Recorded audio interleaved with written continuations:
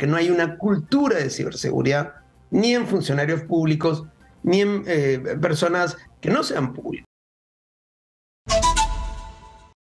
Ahora ya estamos con Eric Iriarte, experto en temas informáticos, a quien le damos la bienvenida. Eric, ¿cómo estás? Bienvenido, buenos días. Un gusto, buenos días. Siempre bueno compartir contigo. Bueno, Eric, a ver, estamos observando cómo en vez de dar soluciones que creemos serían las más lógicas, reforzar, mejorar los sistemas de vigilancia y de seguridad de todo el universo informático en el cual se desenvuelven las instituciones del Estado y que interactúan también con empresas particulares.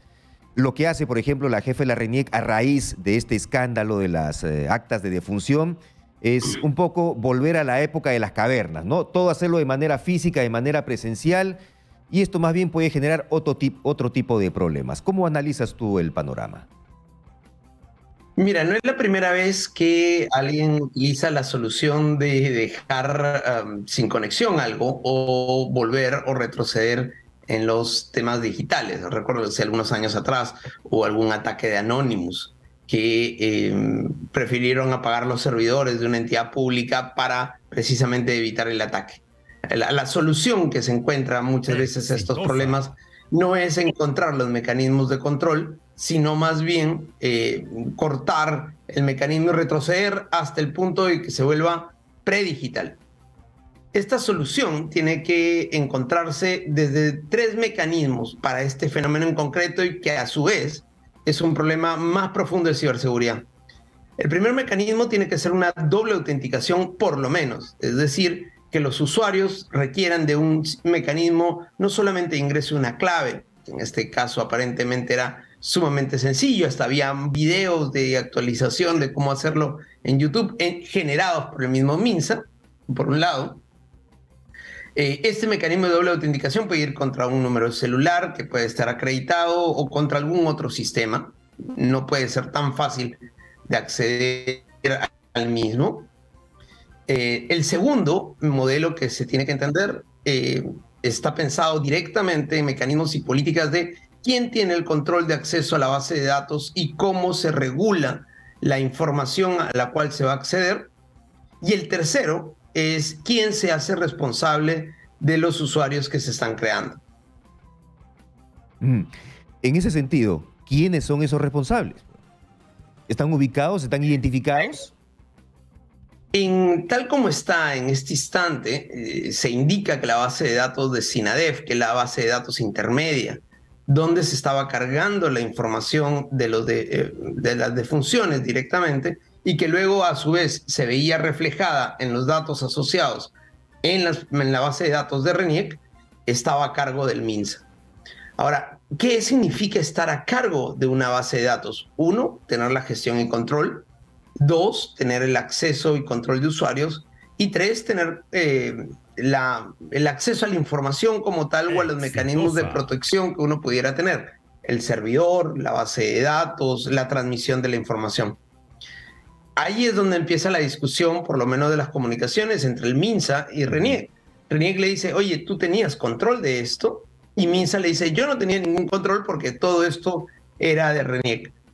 Esa discusión, sí. Sí, Eric, parece que hemos perdido por un instante, se ha congelado la imagen. No sé si me está escuchando nuestro invitado, pero al respecto también la Autoridad Nacional de Protección de Datos Personales, es un organismo que está adscrito al Ministerio de Justicia y Derechos Humanos, ha iniciado acciones de fiscalización, según dicen ellos, con miras a esclarecer estos hechos y determinar las responsabilidades administrativas que correspondan, ¿no? Hemos recuperado la comunicación con Eric Iriarte. Eric, te estábamos escuchando, la habíamos perdido por un momento. Adelante, sigue, por favor. Sí, mil disculpas. Esto también pasa con tecnología. Ajá, a veces sí. la conectividad nos termina fallando. Voy a utilizar este ejemplo. En este caso, la conectividad, podemos decir que es un tema de responsabilidad de la empresa de telecomunicaciones con la cual puedo utilizar. Correcto. Sin embargo, mi responsabilidad para con ustedes ha tenido que tener adecuado control para poder tener una conectividad permanente y tener una responsabilidad con la comunicación que estamos teniendo. Imagínate esto llevaba a una relación de bases de datos de instituciones públicas. Si bien algunos pueden tener la base de datos o algunos pueden tener la conectividad, la responsabilidad tiene que estar cargada sobre las reglas de utilización y las reglas de acceso que se pueda tener.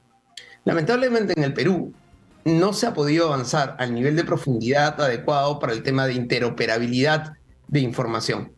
Esto no es un tema nuevo, tiene por lo menos unos 15 años atrás, en que las discusiones de las entidades públicas de quién maneja la base de datos central, sobre todo relacionado a los individuos y a la acreditación de los mismos, y por el otro lado, quiénes pueden tener acceso para utilizar dichas bases de datos. O sea, son 15 años tema de ciberseguridad. Sí, son 15 años de discusión, 15 años de retraso, si es que lo queremos ver de esa forma. Y la Autoridad Nacional de Protección de Datos Personales, que ahora levanta la voz y dice que está tomando medidas para poder hacer las investigaciones, determinar responsabilidades de quienes son justamente los culpables por esta vulneración que se ha hecho del sistema en RENIEC y del acceso a los certificados de defunción. ¿Qué hace? O sea, ¿solamente actúa cuando suceden estas cosas? ¿Cuál es la labor de prevención que supongo yo también está facultado a hacer, o no es así? La Autoridad de Datos Personales tiene ya 10 años desde que se dio la Ley de Datos Personales en el Perú. Su función esencialmente es el resguardo de datos personales de los individuos, tanto en entidades públicas y privadas. Creo que la acción que está tomada en cuanto se ha conocido de la existencia de estas brechas de información es correcta. Hay que recordar que la Ley de Protección de Datos fomenta mucho los mecanismos de autorregulación y desarrollo en base a una reglamentación, a directivas de seguridad, pero que se enlaza con esto que te estaba mencionando de que también, por lo menos hace unos 15 años, tenemos obligaciones de las entidades públicas de tener mecanismos de seguridad de la información. Pero se ha entendido mal esto como si fuera un mecanismo solamente técnico. Y entonces lo que hago es comprar equipos, instalar sistemas, ver aquellas cosas que puedan servirme tecnológicamente, pero fallo en el desarrollo de la brecha más importante, que es la brecha humana. Y entonces de esta manera tengo que no capacito adecuadamente. ¿Cómo van a crear usuarios cuyo password es el mismo usuario? Esa es una regla básica que no se puede tener, por ejemplo, porque puede ser una vulneración. Pero por último, digamos que lo crearon de esa manera, deberían tener un mecanismo de segunda autenticación. El MINSA no debería publicar un video en sus propias redes diciendo, mira, el ejemplo es así, por si acá, además tu usuario es tu mismo password, al menos la primera vez.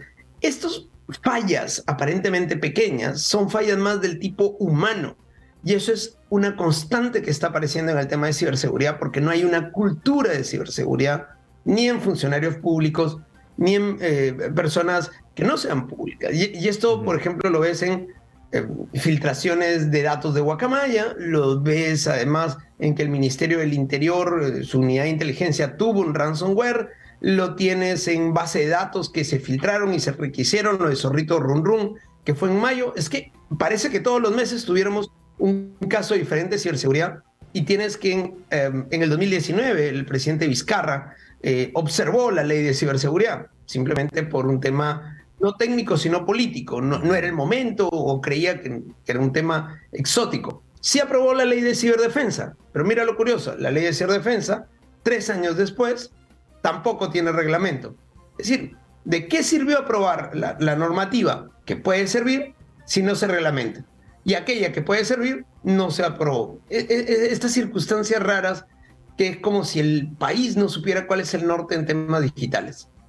Bueno, lamentablemente estamos en un retraso por la falta de previsión y de responsabilidad, sobre todo, no sé si de conocimiento o mala fe, voluntad política que tú también has señalado, pero la realidad es esta, y ahí están los resultados que nos exponen una vez más y nos dejan bastante vulnerables. Yo no sé si esta experiencia va a servir para que se tomen mecanismos de control más exhaustivos.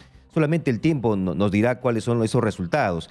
Pero quería abordar también un tema que era anexo, y se hablaba de que han sido vulneradas justamente vulnerados estos sistemas por hackers, pero el término hacker, yo creo, se sigue distorsionando, se sigue malutilizando, se han hackeado. Y se generaliza de esa manera, creo, porque hay diferentes tipos, clases de hackers, digamos, blancos, amarillos, no sé, diferentes colores les ponen también, sí que los traducimos al castellano, y que tienen ciertas funciones. Hay de los buenos, de los malos, y los no tan malos y no tan buenos. Explícanos un poco en qué consiste esto, por favor, Eric.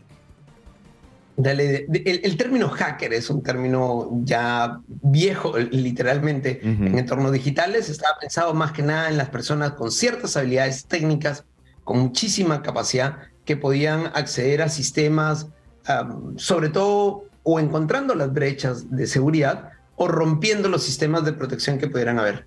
Su intencionalidad genérica era una intencionalidad de acceder al sistema demostrando una mayor capacidad. Con el tiempo, el término hacker se derivó en alguien que entra al sistema, pero no necesariamente con una intención de aprendizaje, sino para dañarlo. La forma como se le terminó denominando a ese tipo de personas se le llamó crackers, aquel que entra a romper un sistema, en inglés crack, ¿no? De literalmente romper. Pero también hay una otra forma bastante más nueva de denominar hacker de sombrero blanco y hacker de sombrero negro. A aquellos que se dedican al ethical hacking, a entrar a los sistemas para ayudar a mejorarlos, para mejorar su vinculación, y aquellos que entran a los sistemas contratados, una suerte de mercenarios, o simplemente por el daño al sistema. En el medio aparecen un grupo que, por ejemplo, lo de Guacamaya. Lo de Guacamaya son hacktivistas. Son utilizar activismo para demostrar alguna determinada protesta o acción, o tratar de velar algo, o hacer un leaks, filtraciones de lo que considera incorrecto, ¿no? Aquí tienes, por ejemplo, Panama Papers, tienes Wikileaks, Guacamaya Leaks, o tienes diversos activismos que han podido ocurrir. Entonces tienes estos dos grandes grupos, los hackers de sombrero blanco, o hackers, si quieres ponerle, y los crackers, o los hackers de sombrero negro. En el caso concreto de RENIEC, más es un tema de brecha humana, y esto es otro de los fenómenos. Es que a veces el problema no es que estés enfrentando a alguien con grandes capacidades técnicas, sino a alguien que le dijeron, mira, el usuario y el password es el mismo DNI. Busco la tabla de DNIs de los médicos, hago un match, y es simple, no es complejo, porque además la información está dentro de la red. Y hay otros casos que lo que hago es encontrar en la red, en diversos espacios que se pueden encontrar en Internet, herramientas. Eso no me hace un hacker como tal, lo que me hace es un usuario de herramientas.